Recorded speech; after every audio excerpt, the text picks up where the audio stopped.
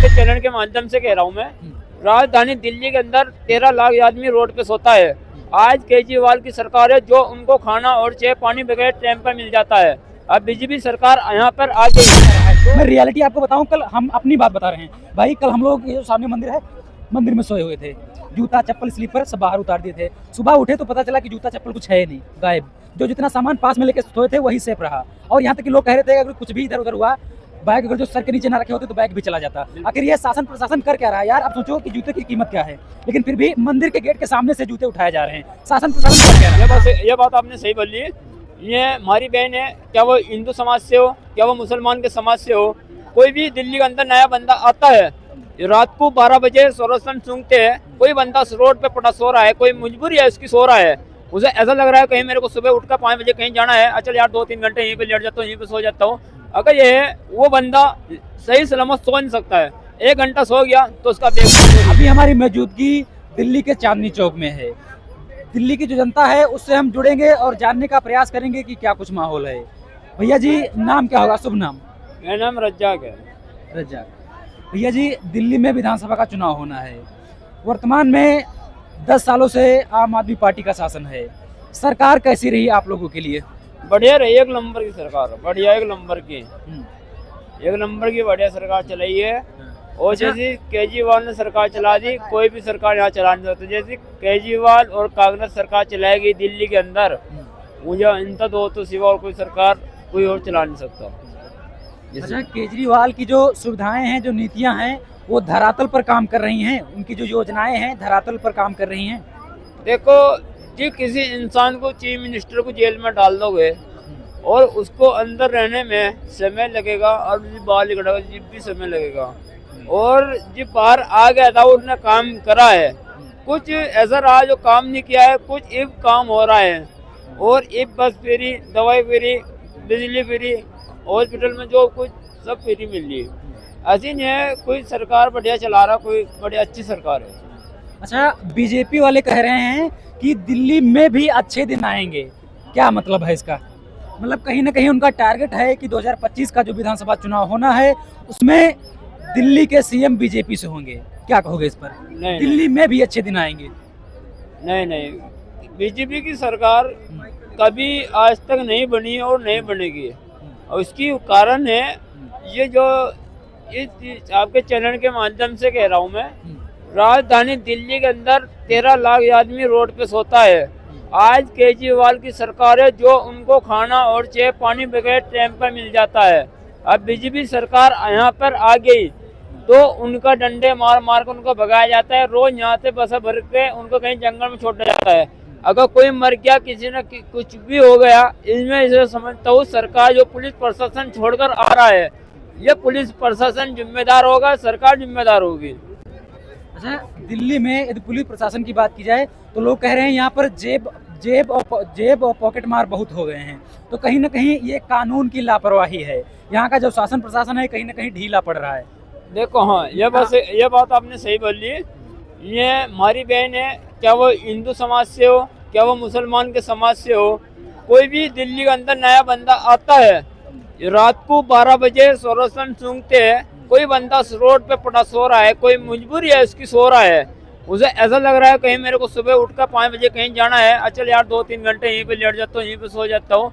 अगर ये है वो बंदा सही सलामत सो नहीं सकता है, 1 घंटा सो गया तो उसका बैग चोरी, मोबाइल चोरी, पैसा चोरी। अगर बंदा ये है रात को यहाँ से जेब कतरी ज्यादा होती है।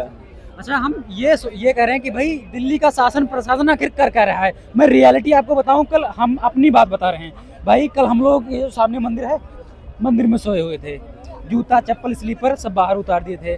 सुबह उठे तो पता चला कि जूता चप्पल कुछ है नहीं, गायब। जो जितना सामान पास में लेके सोए थे वही सेफ रहा।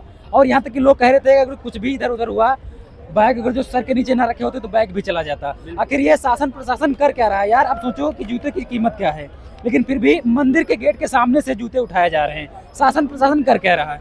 देखो, मैंने कल एक पुलिस प्रशासन को यहाँ चौकी में भी गया, मैं यहाँ पुलिस की गाड़ी भी खड़ी थी, मैंने कहा है सर रात को 12 बजे किसी इंसान को, नया आदमी बाहर से आता है उसको टॉर्चर किया जाता है। वही सुरक्षण वाले हैं जो नशा पत्ता इसमें पीते हैं, वो ये टॉर्चर करते और उनकी जेब खाली कर देते हैं। और कोई आदमी दिल्ली के अंदर आया कोई सामान खरीदने और वो सही सलामत नहीं है तो दिल्ली के अंदर आना गलत है। और यह मैं कह रहा हूँ, रात 12 बजे एक यहाँ एटीएम, इसी लेन में एटीएम पड़ता है, उस एटीएम के अंदर 2-4 गरीब आदमी सो जाते हैं। कहते हैं ठंड लग रही कि उनके पास कोई मोटा कपड़ा नहीं था, वो लेट जाते हैं। एक पुलिस वाला आता है, उनका लाता मारता है, उनको भगा देता है, कहता तुम्हारे बाप की जगह है। भाई जगह तो तेरे बाप की भी नहीं, सरकार की है जगह। भाई ये कहना चाह रहा, गरीब को टॉर्चर ना करो। गरीब है बेचारे, क्या होते किसकी मजबूरी में, कैसी मजबूरी में पड़े हैं, यहाँ से परेशानी में पड़े हैं।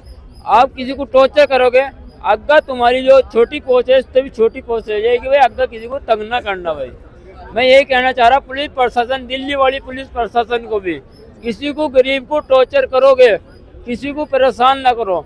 आप अपने टाइम पे अपना काम करो, अपनी सेवा। जनता जो पुलिस प्रशासन है, आपको जो नौकरी मिलती है वो पुलिस सेवा, जनता की सेवा के लिए मिलती है। ये नहीं जनता को अब कहीं ट्रेनिंग पे आपको ये सिखाया जाता है और आप किसी का लात मारोगे, और ट्रेनिंग के टाइम पर आपको ये कहा जाता है कि वो गरीब को सताओगे। ये भी है, मतलब हमने आपकी रेय रखी है, आपको मैंने बात बताई है, आपको इस पर ध्यान देना चाहिए। हाँ भाई ये नहीं, ये ऐसी बात हो गई, चलो भाई कोई नहीं, हम रात को आएगा देखेंगे। अब ये नहीं है चलो भाई हमने आते ये ऐसे बोल दिए, देखो ये बात गलत है, ऐसे नहीं होना चाहिए। अच्छा, अरविंद केजरीवाल जी रिवर साफ कराने का वादा कर रहे थे, आज तक उसकी स्थिति वही की वही पड़ी है, क्या कहोगे इस पर? जमुना नदी साफ करवाने की बात कर रहे थे। जमुना कह रहे हैं ना, जमुना नदी, देखो जमुना साफ होनी थी जी भी जी। सरकार किसकी है? नहीं तो देखो बीजेपी सरकार है ना, केंद्र में सरकार बीजेपी की है ना।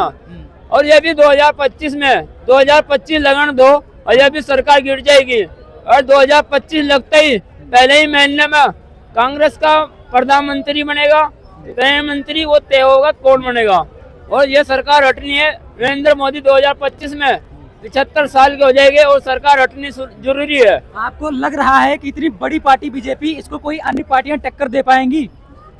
क्या है जी, मैंने केंद्र में बीजेपी की सरकार है और एक बड़ी पार्टी है, राष्ट्रीय मतलब इंटरनेशनल पार्टी है, क्या लगता है अन्य पार्टियां, कांग्रेस, जो अन्य पार्टियां हैं, कांग्रेस हो गई और सपा पार्टी हो गई, क्या इसको टक्कर दे पाएगी? क्यों नहीं दे पाएगी? 2024 में क्या हुआ? अखिलेश यादव ने 37 सीट जीती है और कांग्रेस ने 7 सीट जीती है।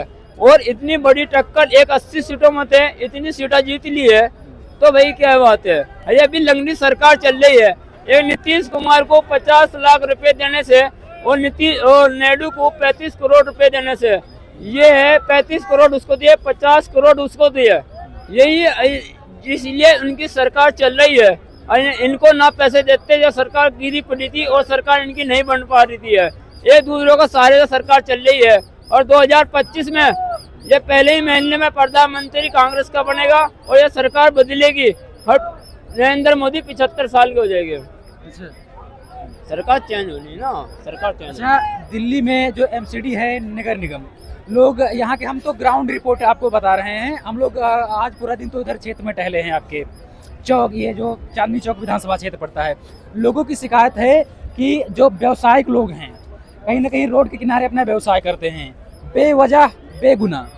दिल्ली की जो एमसीडी है लोगों को परेशान करने का काम करती है, क्या कहोगे इस पर? मतलब परेशान कैसे? हाँ, परेशान मतलब जैसे कि अपना व्यवसाय कर रहे हैं, नगर निगम वाले आते हैं, कहीं ठेला उल्ट के चले जाते हैं, कहीं सामान उठा के लिए चले जाते हैं, तो ये मतलब कहीं ना कहीं एक तरह से धांधली हो रही है अरविंद केजरीवाल की सरकार में, इस पर क्या कहोगे? अच्छा, मतलब सामान उठा लेते हैं। बिल्कुल।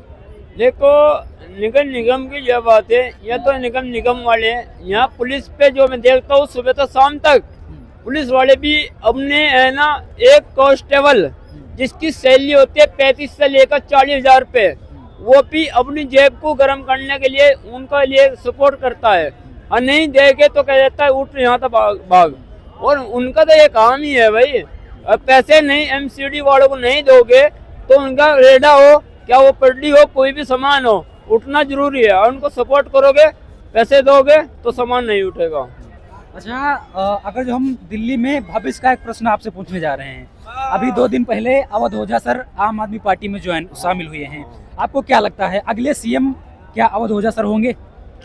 देखो जिस बात की तुम जिस सर की बात कर रहे हो, मैं कहते हैं 200 करोड़ रुपए कमाने हैं और 200 करोड़ जिसे कमाने हैं वो राजनीति में आ जाओ, मतलब किसी भी पार्टी में आ जाओ, 200 करोड़ कमाने वो पार्टी में आ जाओ। मैं 200 करोड़ कमाने हैं, मैं पार्टी को सही सलामत रखने नहीं आए, मैं 200 करोड़ रुपए कमाने हैं। मतलब आप कहना ये चाहते हो कि अवध ओझा सर जब पार्टी ज्वाइन किए हैं तो उनका मकसद दिल्ली में सियासत करना, विकास करना नहीं है, उनका मकसद है पैसा कमाना। पैसा कमाना है। देखो जिस सर की आप बात कर रहे हो ना, उस सर की मैंने बात सुनी है। मैं 200 करोड़ रुपए जिसे कमाने हैं वो राजनीति में आ जाओ।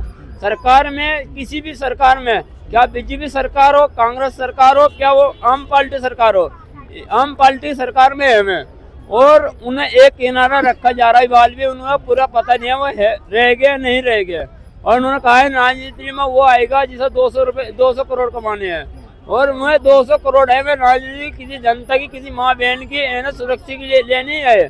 उन्हें 200 करोड़ कमाने हैं, 200 करोड़ कमा कर मैं बाहर निकल जाएगी।